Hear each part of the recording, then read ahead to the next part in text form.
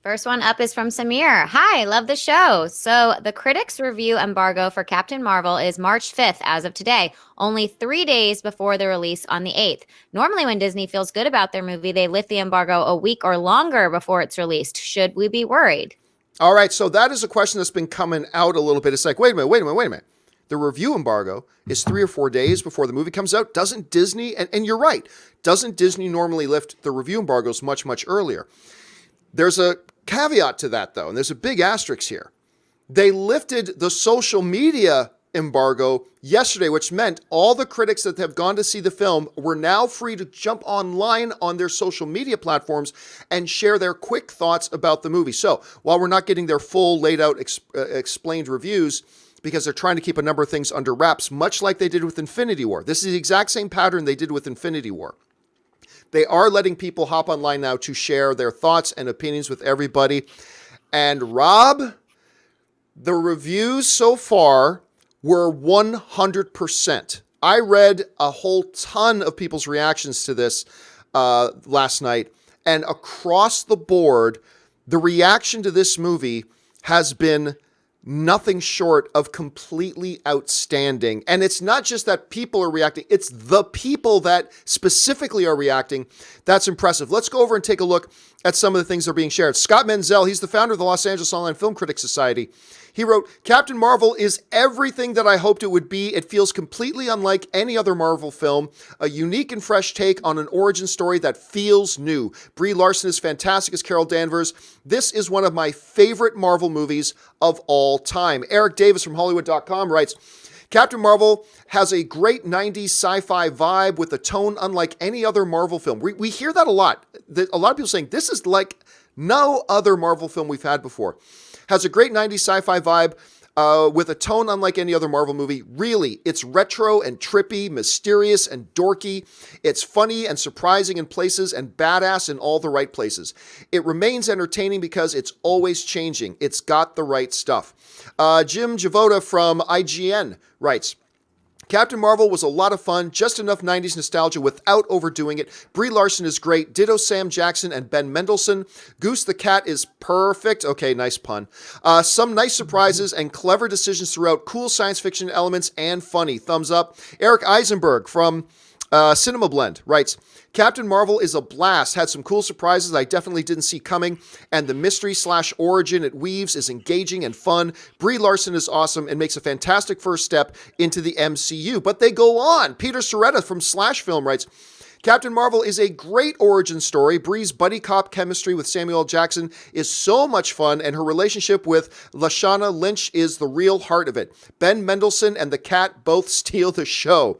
Ash Croson from Entertainment Tonight writes, Captain Marvel takes a deep 90s breath, totally awesome. Never related to a Marvel character quite like Carol. She's the stubborn, witty 90s kid. I think I am.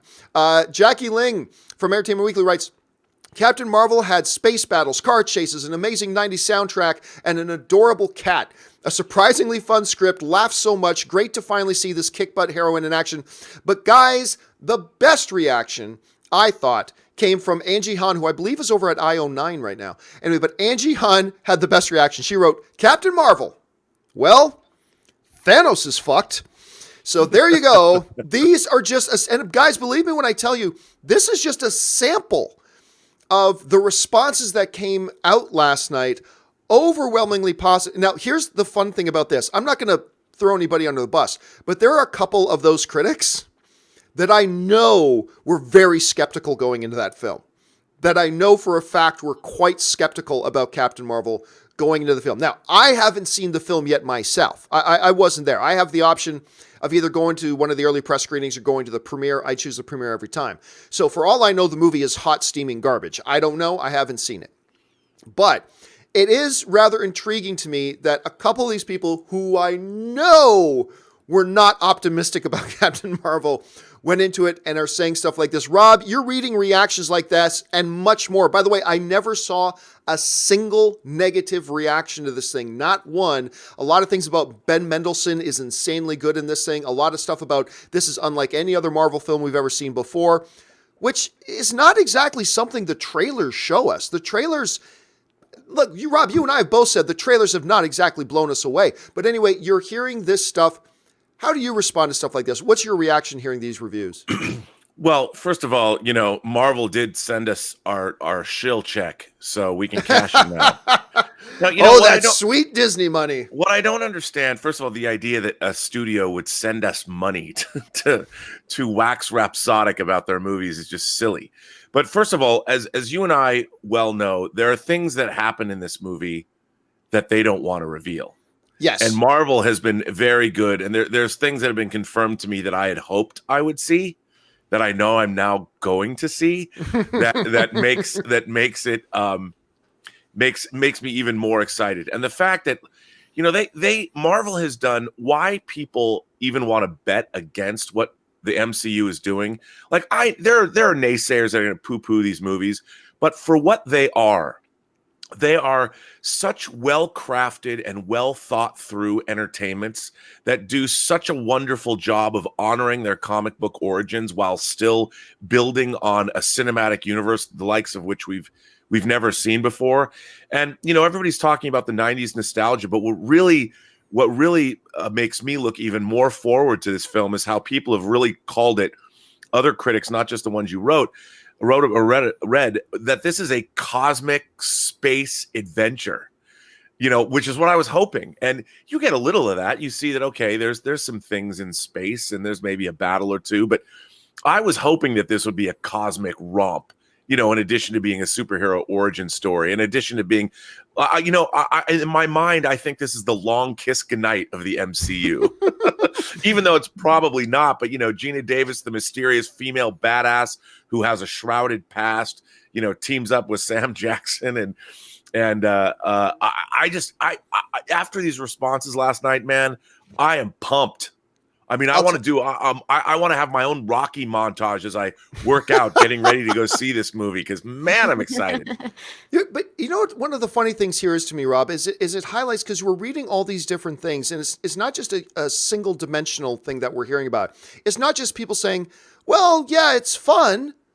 Like some movies are just fun, and that's great. Right. It's not that just some people are saying, "Oh, well, yeah, and it's funny." It's the action's incredible. The great dynamic between Samuel Jackson and Brie Larson, the mystery of it. I like the way that the one put it, said the dorkiness of it, and all that kind of stuff. But it does bring up one little bit of a negative thing here, and I don't want to twist negative, but at least let me throw this out there. What are you talking about?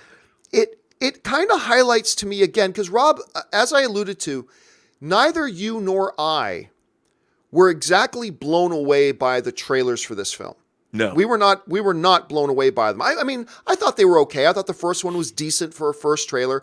I thought the second one was an improvement, but not as good as it should have been.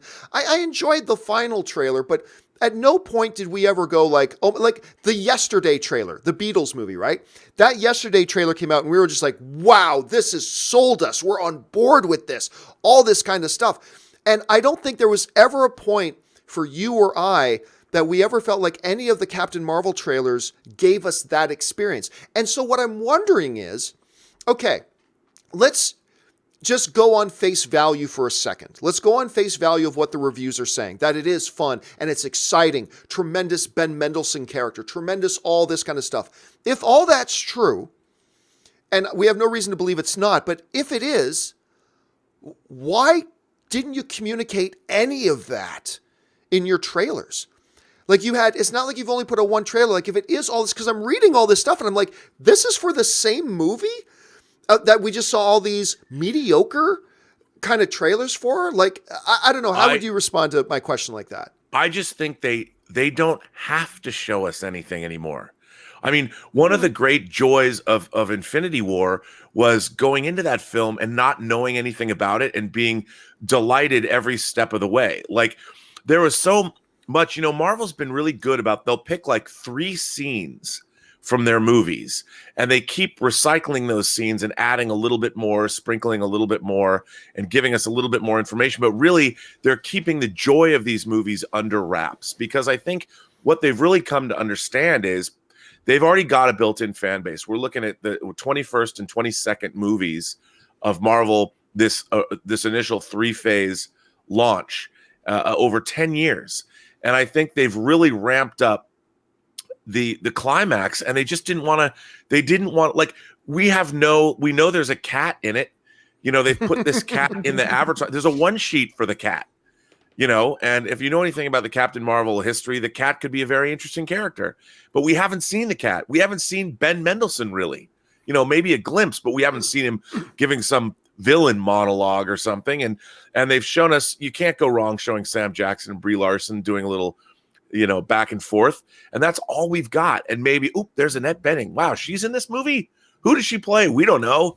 And I just think that they've given us just enough of a taste. And now I'm convinced, after hearing these reviews, we're in for a real treat. I mean, a big, giant jelly donut of 90s awesome sci-fi action adventure superhero heroism. But let's not let the marketing department over Disney off the hook just that easy, because you brought up Infinity War, right? Yeah.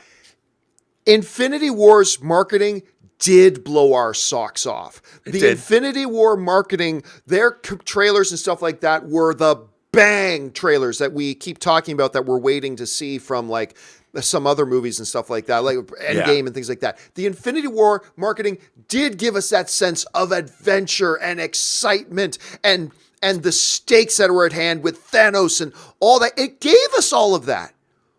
Why not just do that with the Captain Marvel trailers? I just can't help but feel that if all these reactions are true, that I kind of feel like the marketing department in Marvel may have missed an opportunity. Because look, the tracking numbers for Captain Marvel have gone up. Fine.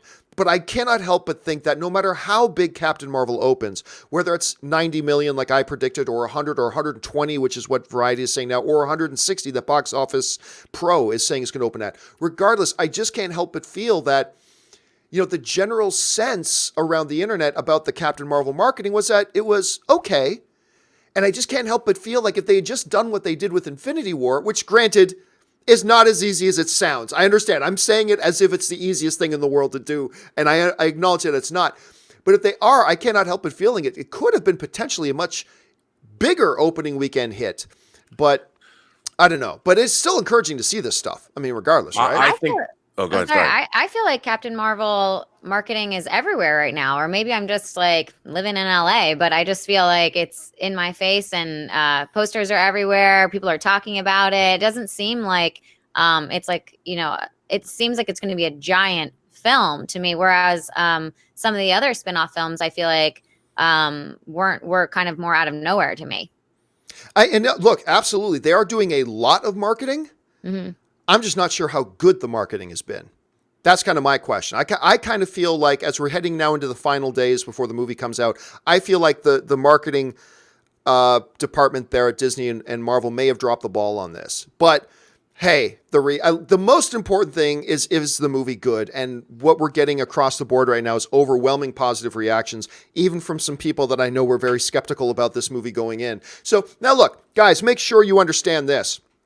And just because a bunch of people saw it the other night who happen to, be film critics, whatever, and they liked it, that doesn't automatically mean you're going to like it. And it certainly doesn't mean I'm automatically going to like it either. So, hey, follow your own gut, follow your own instinct. But this is at least a positive thing that I think we can all be pretty excited about. And I'm sure we're going to talk a little bit more about Captain Marvel as we get into the live questions. But for now, Ashley, let's move on to the second email today.